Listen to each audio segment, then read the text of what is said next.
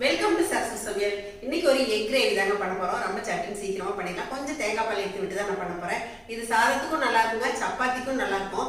அப்புறம் நீங்க நான்வெஜ் பிரியரா இருந்தா நான்வெஜ் எல்லாம் செய்யற அன்னைக்கு இது சைட் டிஷ்ஷாவும் நம்ம எடுத்துக்கலாங்க. வாங்க இப்போ இந்த எக் கிரேவி எப்படி பண்றது பார்க்கலாம். வீடியோக்குள்ள போலாங்க.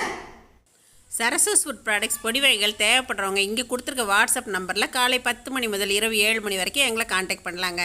இதோட நாங்கள் பருப்பு பொடி, எள்ளு பொடி, இன்ஸ்டன்ட் அடைமிக்ஸ் எல்லாமே தயாரிக்கிறோங்க. தேவைப்படுறவங்க காண்டாக்ட் பண்ணுங்கள். வேக வச்ச முட்டையை நான் வெந்நீரை வடிச்சிட்டு இந்த மாதிரி பச்சை தண்ணியில் போட்டு வச்சுருக்கேங்க. இதுக்கு நான் கொஞ்சமாக தேங்காய் பால் எடுத்துக்க போகிறேங்க.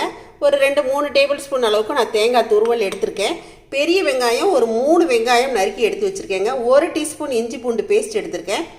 2 தக்காளி, இதையும் நான் அரைச்சி தான் இன்றைக்கி பண்ண போகிறேங்க.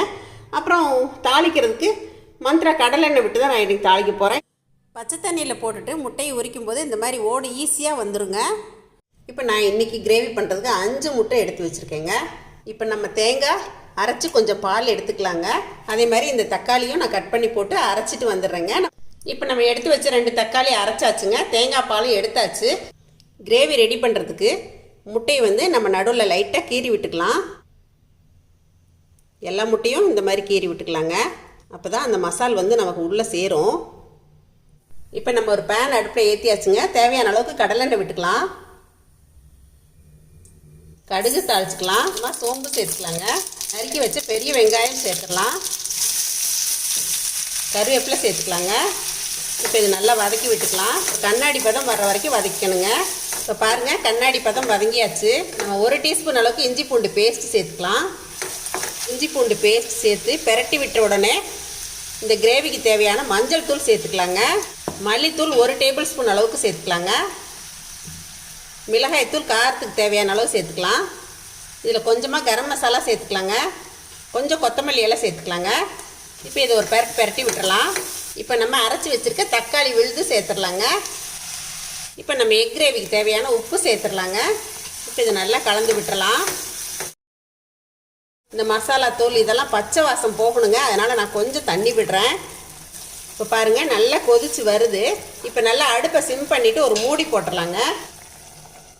நல்லா பச்சை வாசம் போகட்டுங்க, பார்க்கலாம். இப்போ ஒரு 5 நிமிஷம் அடுப்பை நல்லா குறைச்சி போட்டுட்டேங்க. பாருங்கள், அந்த எண்ணெயெல்லாம் பிரிஞ்சு நல்லா கொஞ்சம் சுண்டி வந்திருக்கு. பாருங்கள், இந்த அளவுக்கு நல்லா கிரேவி கன்சிஸ்டன்சி வந்துடணும். இப்போ நம்ம தேங்காய் பால் சேர்த்துக்கலாங்க. இதை நல்லா கலந்து விட்டுக்கலாங்க. தேங்காய் பாலும் கொஞ்சம் வற்றி வரட்டுங்க. அடுப்பை கொஞ்சம் குறைச்சி போட்டலாம். இப்போ தேங்காய் பால் விட்டு நல்லா கொதிச்சிருச்சுங்க. இந்த ஸ்டேஜில் நம்ம முட்டையை ஒன்றா சேர்த்துடலாம். இந்த கிரேவியை கொஞ்சம் இது மேலே எடுத்து விடணுங்க. இந்த ஸ்டேஜில் நீங்கள் அடுப்பை குறைச்சே வச்சுக்கோங்க. இது ஒரு 2 நிமிஷம் ஆனோடனே மறுபடியும் முட்டையை பெரட்டி விடணுங்க. இப்போ நம்ம முட்டையை பெரட்டி விட்டுக்கலாங்க.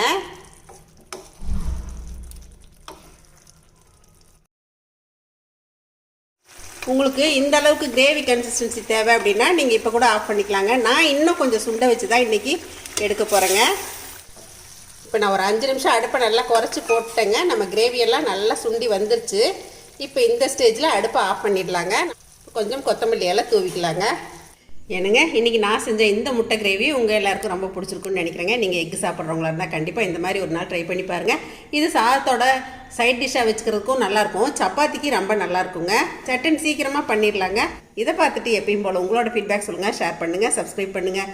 தேங்க்யூ. சரசு சமையல் பாருங்கள், சமையல் நல்லா பண்ணுங்கள்.